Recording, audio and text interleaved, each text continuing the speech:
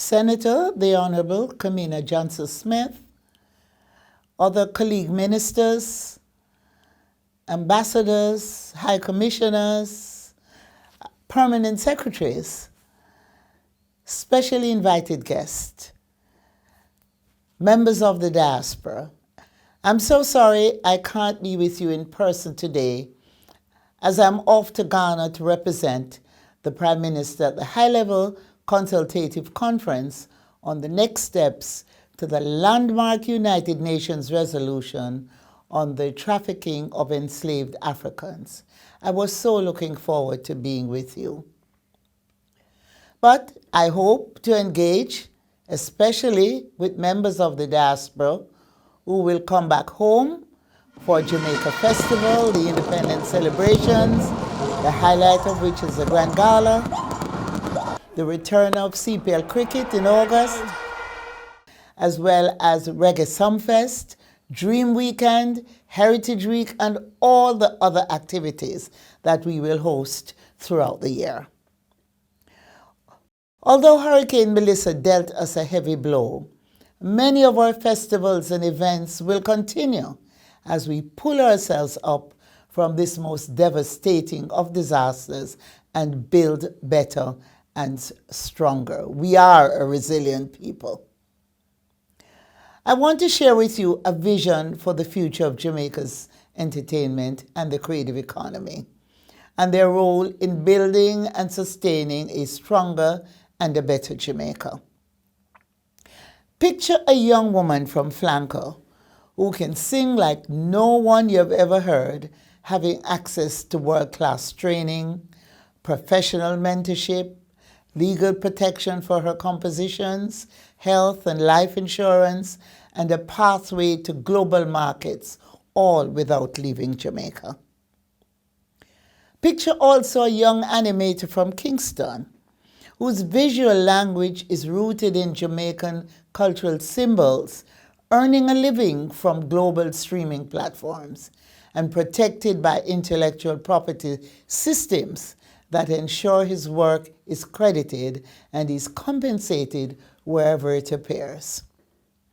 Picture a craft maker from burnt Savannah, whose grandmother taught her to weave in patterns handed down across generations. She has a global market for her work, a digital storefront, access to credit and financing, and a registered trademark for her cultural brand. These are not dreams.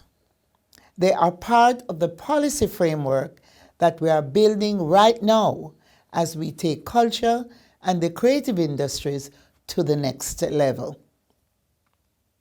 I want to emphasize that some of the mechanisms to make this vision a reality are already in place, with others coming on stream shortly. Mr. Speaker, this green paper will be the subject of discussion and consultation. Just before the hurricane hit last October, I was proud to table in the House of Representatives the Green Paper for the National Policy for Culture, Entertainment and the Creative Economy. It sets out proposals to put culture, entertainment or creatives, and the creative economy at the center of Jamaica's development agenda. These industries have served Jamaica well. The 2025 Blue Dot Culture and Creative Industry Survey report said Jamaica's cultural and creative industries contributed an estimated 107 billion Jamaican dollars annually to our national economy. That's 5.1% of GDP. But these industries will serve us even better as we take our development plan to the next level. Already, we are known as the little country whose cultural footprint is highly disproportionate to its size, population, and economic ranking. And our creative people, including our sportsmen and women, have been able to create this reputation despite the odds. So how do we go to the next level? A major part of our response is the National Policy for Culture, Entertainment, and the Creative Economy. The proposals in the Green Paper, which are now before the Joint Select Committee of Parliament, seek to empower communities, preserve our rich heritage, deepen respect for cultural diversity and cultural expressions, embrace innovation with a focus on human development, sustainability, and resilience. The policy proposes 3 transformative pillars. The first of these is the Institute for Cultural Practitioners, Innovators, Entertainers, and Creatives. This Center of Innovation and Excellence will offer flexible, cutting-edge education and professional development across the full spectrum of creative disciplines. Through the Institute, we will equip our creatives with technical expertise and business acumen. We will offer micro-credentialing so that practitioners can upskill without interrupting their careers. This is an important initiative which members of the diaspora can support through their expertise, through your mentorship and your networks. We welcome your engagement as lecturers as well as curriculum advisors and industry partners. The second pillar is the establishment of the Jamaica Entertainment and Cultural Development Foundation. The Entertainment, Culture and Creative Economy Act will establish the foundation, a dedicated funding mechanism to provide sustainable financial support for creative projects, cultural preservation, and institutional development across the sector. This will address the $5 billion Jamaican dollars financing gap identified in the 2025 CCI survey. The gap that prevents 88% of our creative practitioners from accessing the capital they need to scale their work and grow the creative economy at the speed that our talent creates. The third pillar is the Entertainment, Culture and Creative Economy Act itself.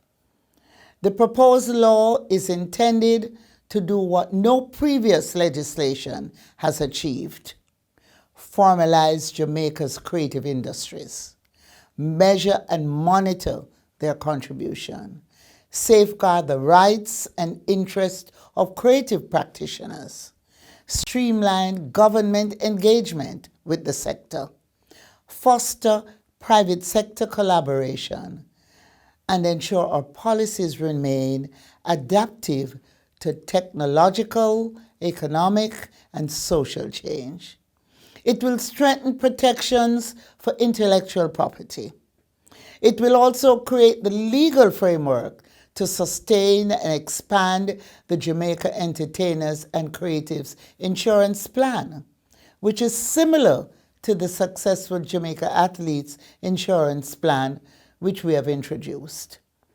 The law will send a clear signal to the world.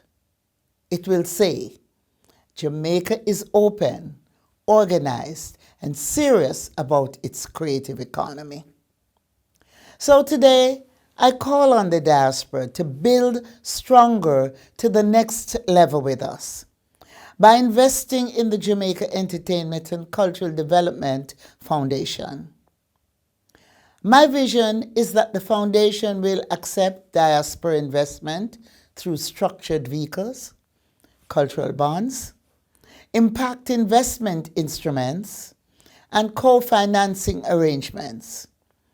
We are designing these instruments specifically to be accessible and attractive to overseas Jamaicans. I also invite you to share your expertise with the next generation of creatives who will come to the Institute. Your experience and guidance and advice will help to grow the creative economy and improve lives. So these are the exciting times that I'm talking about. my brothers and sisters. We are moving to the next level in culture, entertainment, and the creative industries. While I ask for your support and partnership, I also ask you to please accept my personal thanks and the gratitude of the entire Jamaica for your coming to our assistance in the aftermath of the devastating Hurricane Melissa. You not only gave of your resources, but you gave of yourselves as we all worked to recover and continue to rebuild from the hurricane, aided by the peoples of the world. Special thanks for your support in so many ways of the I Love Jamaica series of concerts in major global cities, which raised funds to assist with the recovery and rebuilding efforts. Thank you for your unending dedication to Jamaica and your efforts to help build our homeland better and stronger. I wish I could have been with you in person in Montego Bay today for this important discussion. I look forward to outcomes of this conference and to your engagement as we strengthen the creative economy, improve quality of life, and build prosperity for all. I want to thank Honorable Minister Kamina Johnson-Smith and Minister of State, Honorable Orlando Terrelong. I also want to thank the Prime Minister for providing the leadership that he has provided in such a sterling way. I want to wish you all safe travel back home, and I look forward to seeing you soon as we celebrate Jamaica. God bless you all. Thank you.